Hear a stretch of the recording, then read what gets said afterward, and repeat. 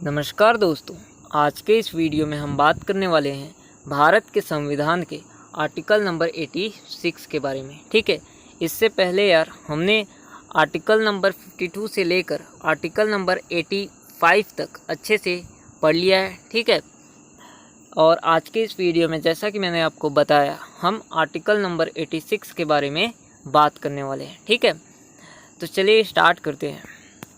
तो भारत के संविधान का कॉन्स्टिट्यूशन ऑफ इंडिया का आर्टिकल नंबर 86, भारत के संविधान का आर्टिकल नंबर 86 राष्ट्रपति का अभिभाषण एवं संदेश भेजना इस बारे में है। ठीक है, तो अगर आपसे कोई पूछता है कि भारत के संविधान का आर्टिकल नंबर 86 किसके बारे में है, तो आप क्या कहोगे?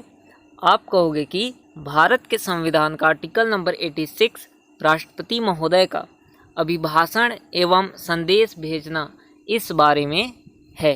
ठीक है, तो चलिए अब आर्टिकल नंबर 86 के बारे में हम डिटेल से बात करते हैं। ठीक है, तो देखो, इस आर्टिकल 86 में कहा गया है कि राष्ट्रपति महोदय संसद को अपना भाषण या इसी को आप अभिभाषण भी कह सकते हो, दे सकता है। ठीक है, क्या कहा गया है?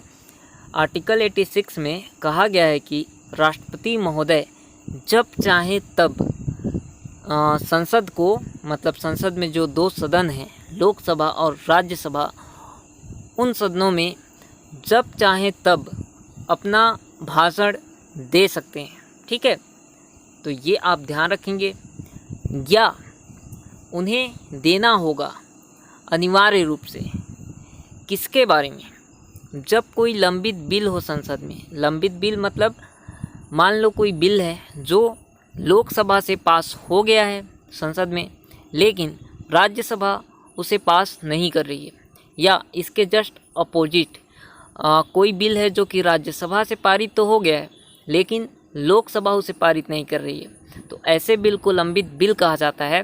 तो संसद में जब कोई लंबित बिल हो तो राष्ट्रपति महोदय उस समय दोनों सदनों का, संसद के जो दोनों सदन होते हैं, लोकसभा और राज्यसभा, उन दोनों सदनों का संयुक्त अधिवेशन बुलाकर भी भाषण दे सकते हैं। ठीक है, तो यहाँ पे आप ध्यान रखेंगे, आर्टिकल 86 में बताया गया है कि राष्ट्रपति महोदय कब कब संसद में अपना भाषण दे सकते हैं। तो पहला क्या कहा गया कि राष्ट्रपति महोदय संसद को अपना भाषण दे सकता है जब चाहे तब। ठीक है, राष्ट्रपति महोदय संसद में अपना भाषण जब चाहे तब दे सकते हैं। ठीक है, तो ये पहला हो गया। फिर दूसरा, या राष्ट्रपति महोदय को अनिवार्य रूप से संसद में भाषण देना होगा।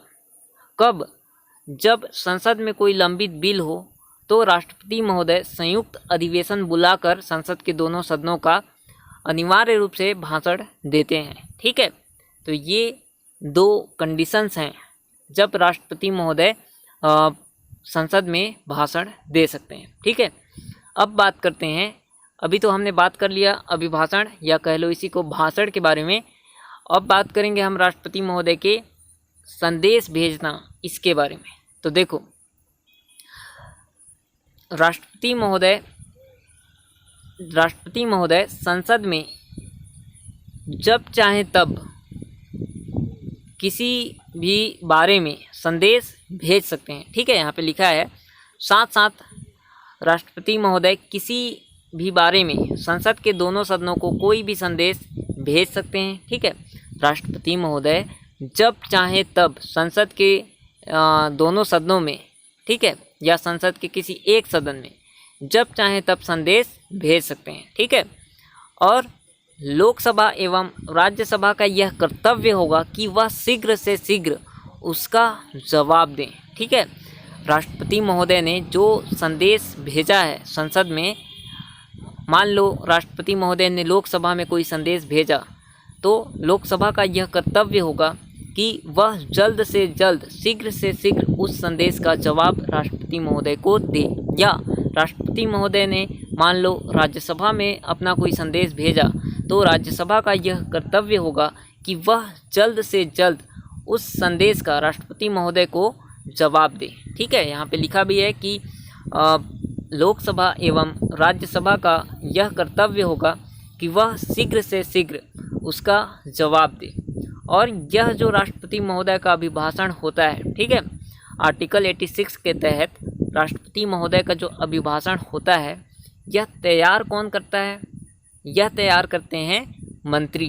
ठीक है, यहाँ पे लिखा भी है कि राष्ट्रपति महोदय का जो अभिभाषण होता है आर्टिकल 86 में, ये राष्ट्रपति महोदय का जो अभिभाषण है ये मंत्रियों द्वारा लिखा होता है और राष्ट्रपति महोदय इसी को पढ़कर सुनाते हैं। ठीक है, तो ये एक अलग नोट है, समझ लो, इसे भी आप याद रखना। ठीक है, तो ये था हमारा आर्टिकल 86। एक बार फिर से देखो, चलो एक बार फिर से देख लेते हैं। भारत के संविधान का आर्टिकल नंबर 86, भारत के संविधान का आर्टिकल नंबर 86 राष्ट्रपति का अभिभाषण एवं संदेश भेजना, इसके बारे में है। ठीक है, सिंपल है।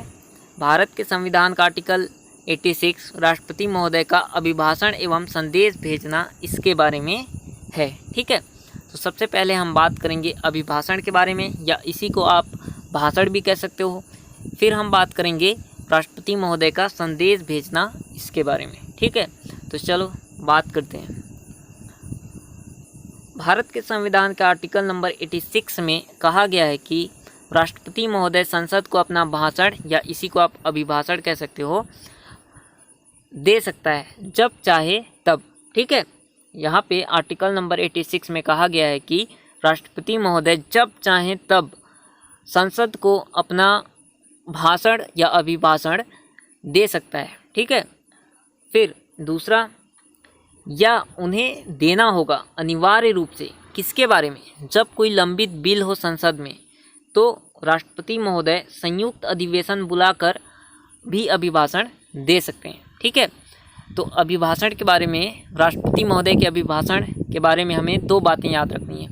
पहला कि आर्टिकल 86 में कहा गया है कि राष्ट्रपति महोदय जब चाहे तब संसद में अपना अभिभाषण दे सकते हैं।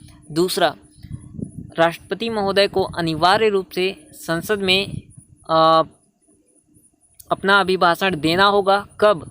जब संसद में कोई लंबित बिल हो, तो राष्ट्रपति महोदय संसद के दोनों सदनों का संयुक्त अधिवेशन बुलाते हैं और अभिभाषण देते हैं। ठीक है, अब बात करते हैं राष्ट्रपति महोदय का संसद में संदेश भेजना। ठीक है, अभिभाषण के बारे में हमने बात कर लिया।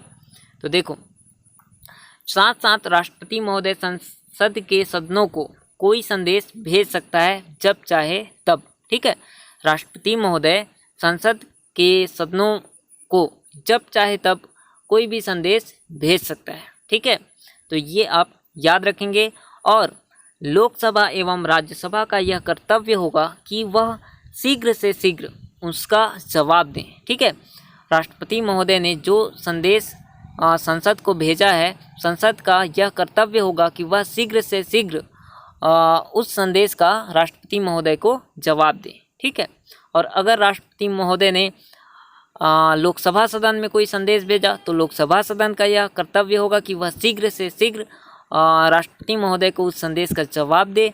और अगर राष्ट्रपति महोदय ने राज्यसभा सदन को कोई संदेश भेजा, तो राज्यसभा सदन का यह कर्तव्य होगा कि वह शीघ्र से शीघ्र राष्ट्रपति महोदय को उसका जवाब दे। ठीक है, तो ये आप याद रखेंगे कि राष्ट्रपति महोदय जब चाहे तब संसद के सदनों को कोई संदेश भेज सकते हैं। ठीक है, और लोकसभा एवं राज्यसभा, मतलब संसद कह सकते हो, और लोकसभा एवं राज्यसभा का यह कर्तव्य होगा कि वह शीघ्र से शीघ्र उसका जवाब दें। ठीक है, और यहाँ पे आप एक नोट याद कर लेना कि राष्ट्रपति का अभिभाषण जो होता है ना, आर्टिकल 86 के तहत, राष्ट्रपति का आर्टिकल 86 में ये जो अभिभाषण होता है, ये अभिभाषण मंत्रियों के द्वारा लिखा होता है। ठीक है, उसी को राष्ट्रपति महोदय पढ़कर सुनाते हैं संसद में। ठीक है, तो ये आप बहुत अच्छे से याद रखेंगे नोट के तौर पे कि राष्ट्रपति महोदय का जो आर्टिकल 86 के तहत अभिभाषण होता है, ये किसके द्वारा लिखा होता है? मंत्रियों के द्वारा लिखा होता है, और उसी को राष्ट्रपति महोदय पढ़कर सुनाते हैं। ठीक है, तो ये आप याद रखेंगे। तो ये था हमारा आज का आर्टिकल 86 जो कि राष्ट्रपति का अभिभाषण एवं संदेश भेजना, इसके बारे में था। आई होप आपको आर्टिकल 86 अच्छे से समझ में आ गया होगा। अगर समझ में आया तो वीडियो को लाइक करें, अपने दोस्तों के साथ इसे शेयर करें, और अगर चैनल को सब्सक्राइब नहीं किया है अभी तक तो सब्सक्राइब ज़रूर कर लें। ठीक है, तो मिलते हैं यार अगले वीडियो में, तब तक के लिए धन्यवाद।